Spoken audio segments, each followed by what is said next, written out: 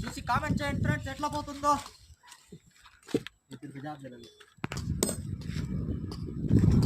అన్న చూడండి అన్న, తెగు వేస్తూ ఉంటాం, చూసి లైక్ చేయండి అన్న, మా ఛానల్ని సబ్స్క్రైబ్ చేసుకోండి అన్న.